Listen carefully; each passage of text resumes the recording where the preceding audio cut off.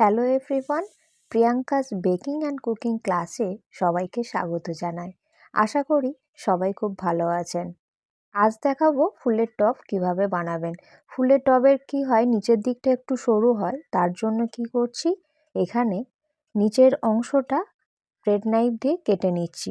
দেখে আশা করি বুঝতে পারছেন আমি কিভাবে কাটছি, ঠিক সেইভাবেই কিন্তু কেটে নেবেন, যেন নিচের দিকটা একটু সরু হয়। আমি পেজে যখনই ক্লাসের পর ফটোটা আপলোড করেছিলাম, সাথে সাথে অনেকেই আমাকে কমেন্ট করেছিলেন যে কিভাবে করেছেন সেটা দেখাবার জন্য। তো যাই হোক, এই কাটার পর স্পঞ্জগুলো যেন ফেলে দেবেন না, এরকম ওপরে দিয়ে দেবেন। তাতে কি হবে, 1 পাউন্ড কেকই এটা রয়ে যাবে। তো প্রথমে যেহেতু এরকম স্পঞ্জগুলো দেওয়া হয়েছে, তার জন্যে আরেকটুখানি ক্রিম নিয়ে ভালো করে সমান করে নিতে হবে। সমান না হলে কি হবে, পরে যখন আমি আইসিংটা করব তখন ঠিকঠাক স্ট্রাকচারটা আসবে না। তো আমার এখন ভীষণ ভালো লাগে, আমি যদিও এই ভিডিও নিয়ে কোনো দিন ভাবিনি যে আমি এরকম ভিডিও দিতে পারবো। তো যাই হোক, আপনাদের মানে কমেন্ট পেয়ে, আপনাদের ভালোবাসায় মোটামুটি চেষ্টা করছি বোঝাবার, যতটুকু পারি আর কি ভিডিওর মাধ্যমে আপনাদের কাছে তুলে ধরার চেষ্টা করে থাকি। আমি এখানে পাইপিং ব্যাগের সাহায্যে আর কি আইসিংটা করছি। তো আপনারা প্যালেট নাইফ দিয়েও করতে পারেন। আমি অবশ্যই নতুন যারা তাদেরকে বলি পাইপিং ব্যাগ নিয়ে করতে।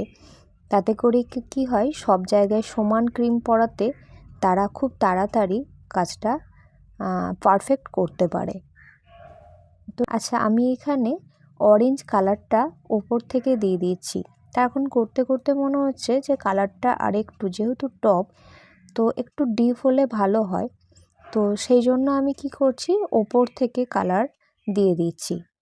এটা কিন্তু অন্য ক্ষেত্রেও করা যেতে পারে, যা অনেকেই আছেন যে কম কালার পছন্দ করেন। তো তাদের জন্য কালারটাকে কম ব্যবহার করার জন্য এইভাবে ওপর থেকে কালার দিয়ে দিলে কি হবে, কম কালারে খুব ডিপ কালারটা আসে।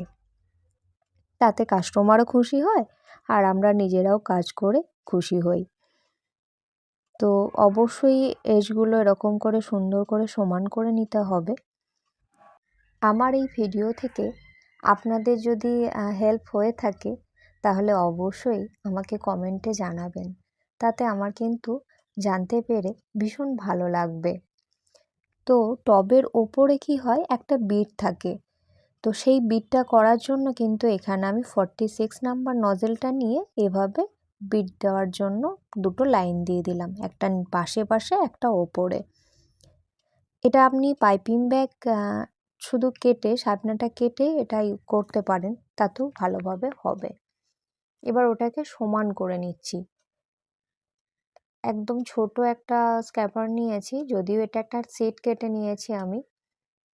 তো সেটা দিয়ে আর কি সমান করার চেষ্টা করছি। একদম সমান, যতটা সমান করা যায় আর কি ততখানি সমান করে নেব। নিচেটা একটুখানি সমান করে নিলাম,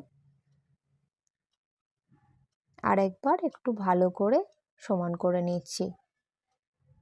ব্যাস, মোটামুটি টব আমাদের তৈরি। এবার টবের যে মাটি সেটা আপনারা করতে পারেন চকলেট ডাস্ট দিয়ে দিতে পারেন। আমি এখানে চকলেট স্পঞ্জ এরকম করে দিয়েছি।